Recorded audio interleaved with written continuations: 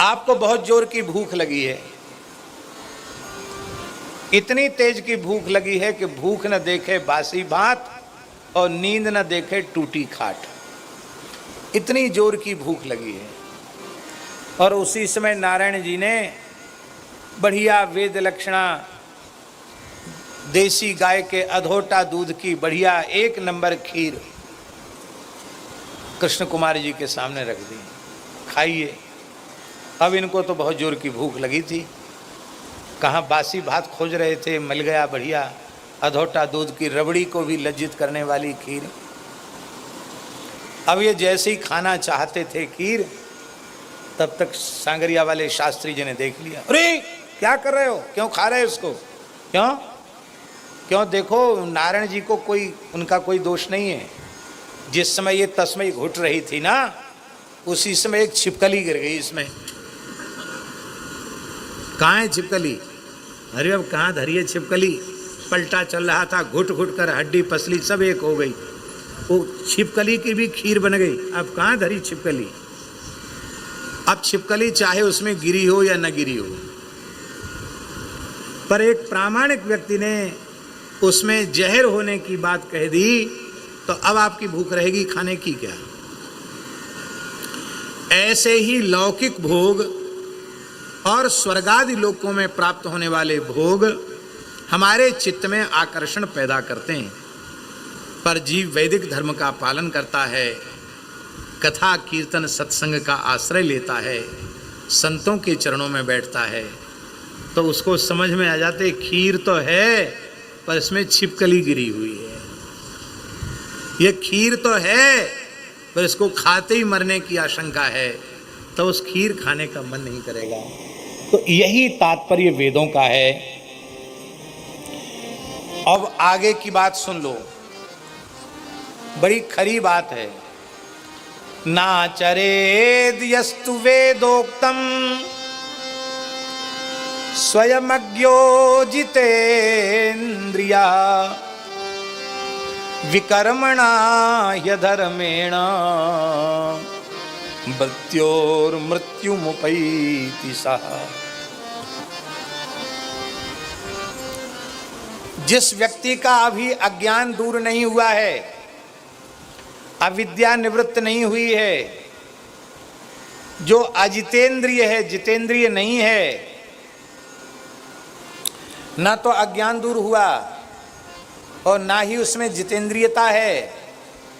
इसका आशय क्या हुआ? इसका आशय हुआ कि जिस दिन अज्ञान की निवृत्ति हो जाएगी, ज्ञान का प्रकाश हो जाएगा, जितेंद्रियता लाने का प्रयत्न नहीं करना पड़ेगा, अब प्रयत्न रूप से सिद्ध हो जाएगी जितेंद्रियता।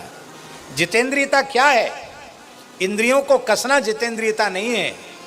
इंद्रियों की जो स्वाभाविक प्रवृत्ति रूप रसगंध शब्द स्पर्श की ओर बनी हुई है, उस वृत्ति का उस ओर बहना बंद हो जाए, इसी का नाम जितेंद्रियता है। आप जबरदस्ती रोकोगे, कहां तक रोकोगे? वृत्ति का जो विषयों की ओर प्रवाह है, उस प्रवाह का ही सूख जाना, बंद हो जाना, इसका नाम जितेंद्रियता है। और ये जितेंद्रियता ज्ञानोत्पन्न होने के साथ ही हो जाती है। ज्ञान का मतलब मौखिक ज्ञान नहीं, शाब्दिक ज्ञान नहीं, वस्तुतः ज्ञान। जो ज्ञान अज्ञान का, अविद्या का निवारक है, वह ज्ञान। जो स्वरूप का बोध कराने वाला ज्ञान है, वह ज्ञान। और ऐसा अजितेंद्रिय अज्ञानी व्यक्ति यदि किसी आवेश में आकर वैदिक धर्माचरण का त्याग करता है, तो उसको क्या मिलता है? बोले विहित कर्मों का आचरण नहीं करेगा तो अधर्म का आचरण करेगा, धर्माचरण नहीं करेगा तो अधर्माचरण करेगा। तो उस अधर्माचरण के फलस्वरूप उससे उसको मृत्यु से मृत्यु की ओर जाना पड़ेगा। सभा में कहने योग्य बात तो नहीं है, पर नहीं कही जाएगी तो भी अच्छा नहीं होगा, इसलिए कह देते हैं। हमारे वृंदावन के एक महापुरुष हैं, पूज्य पंडित श्री राजा राम जी मिश्र जी गुरु जी। हमने उनसे बहुत लंबे समय तक उनके चरणों में बैठकर पढ़ा है, बहुत अच्छे विद्वान हैं। अब तो लगभग उनकी 90 वर्ष के निकट आयु हो रही है। एकदम पूर्ण निवृत्त हैं वो भीतर से, अच्छे महापुरुष। उन्होंने घटना सुनाई, एक गांव की सत्य घटना है कि एक ब्राह्मण विद्वान भी था, ब्राह्मण भी था, सन्यासी हो गया। सन्यासी हुआ तो घूमते फिरते हुए आया अपने गांव में, अपने घर में ही रह गया। लड़का भक्त था, उसने कहा कि अब कहाँ इधर उधर भटकते हो, भिक्षा मांगोगे, सन्यासी हो तो कोई बात नहीं, मकान बड़ा है, यहाँ रह जाओ। रह गया। सन्यासी लोग कैसे बनते हैं? प्रायः बुरा नहीं मानना, कोई ऐसे बने हो तो मन में बुरा नहीं मानना।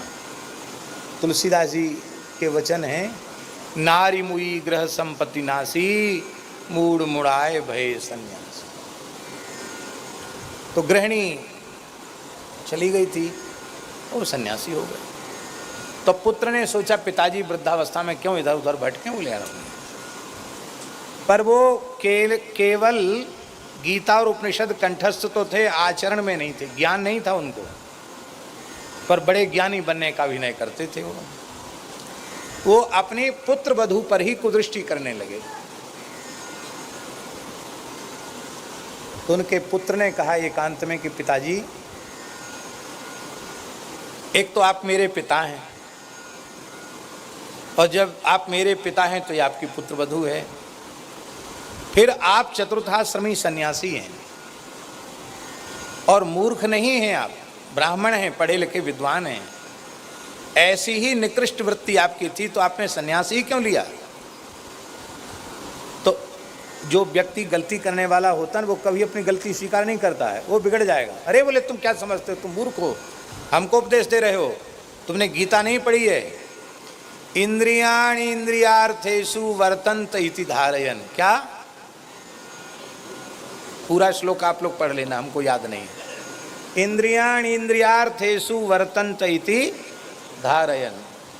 ओ ये तो इंद्रियों की प्रवृत्ति सहज विषय की ओर, प्रवाह की ओर है, इसलिए वो ज्ञानी पुरुष तो लिप्त होता ही नहीं, इंद्रियां इंद्रियों में वर्त रही। तो लड़के ने कहा कि ठीक है, अच्छी बात है, आपने गीता समझाई, अब हम भी समझाते हैं। उसने चूल्हे में लोहा गर्म किया, लाल कर दिया और बोले इंद्रियाण इंद्रियार्थेषु वर्तन्ति इति धारयन्। गरम गरम लोहा पिताजी को जलाने के लिए चला, लो इंद्रियां इंद्रियों के अर्थ में प्रवृत्त हो रही हैं, इसमें हम थोड़ी जला रहे हैं, ना आप जल रहे हैं ना हम जला रहे हैं। इसी समय भाग जाओ, नहीं तो जला के मार दूंगा। ये बात कहने योग्य नहीं थी, हमने शायद ये पहली बार ये बात कही, इसके पहले कभी कही भी नहीं। जब तक अज्ञान निवृत्त नहीं हुआ, जितेंद्रियता नहीं आई, तब तक वैदिक धर्म का त्याग नहीं करना चाहिए। ऐसा नहीं है कि कर्म का प्रतीक शिखा सूत्र हैं और शिखा सूत्र का त्याग कर दिया तो कर्म से मुक्ति मिल गई। नहीं नहीं नहीं। नाचरेद यस्तु वेदोक्तम, जो अज्ञानी अजितेंद्रिय व्यक्ति वेदोक्त कर्म नहीं करता है वो विकर्म करेगा, अधर्म करेगा, और अधर्म करेगा तो यहां भी दुख भोगना पड़ेगा और अंतिम में नरकों में जाना पड़ेगा, 84 के चक्र में भोगना पड़ेगा। तब क्या करना चाहिए? बोले वेदोक्तमेव कुर्वाणः, सदा वैदिक धर्म का आचरण करे, वैदिक वर्णाश्रम व्यवस्था का, श्रुति स्मृति सदाचार का त्याग कभी न करे। वेदोक्तमेव कुर्वाणः, किस लिए करे? भगवान की प्रसन्नता के लिए करे। किस लिए करे? और करने के बाद नारायणार्पणमस्तु, भगवान की प्रसन्नता के लिए करे और भगवान के चरणों में उसे अर्पित कर दे। निस्संगोर्पितमीश्वरे, वेदोक्त कर्म का अनुष्ठान करता है और उन कर्मों को निष्काम भाव से भगवान को अर्पित कर देता है, नैष्कर्म्याम लभते सिद्धिम, उसको निष्कामता की सिद्धि प्राप्त हो जाती है। वो कर्मों की निवृत्ति से प्राप्त होने वाला जो ज्ञान है, उस दिव्य ज्ञान को वह प्राप्त कर लेता है। तो बोले फिर ये फलश्रुति क्यों लिखी है कि इतना पाठ कर लोगे तो ये हो जाएगा, इतना जप कर लोगे तो ये हो जाएगा, इतना हवन कर लोगे तो अमुक लोक मिल जाएगा, उसमें अमुक भोग मिल जाएंगे। ये सब किस लिए वेद में लिखे हैं? कहते ये लोग जो वेदोक्त कर्म नहीं करना चाहते हैं, उनकी कर्म में प्रवृत्ति कराने के लिए रोचनार्थम फलश्रुति, उनको कर्म में प्रवृत्त कराने के लिए फलश्रुतियाँ कही गई हैं। लेकिन एक बात ध्यान रखना, ये झूठी नहीं है फलश्रुतियाँ, यह भी सत्य हैं, पर प्रयोजन उसका ये इन्हीं में फंस कर रह जाना, ये प्रयोजन नहीं है।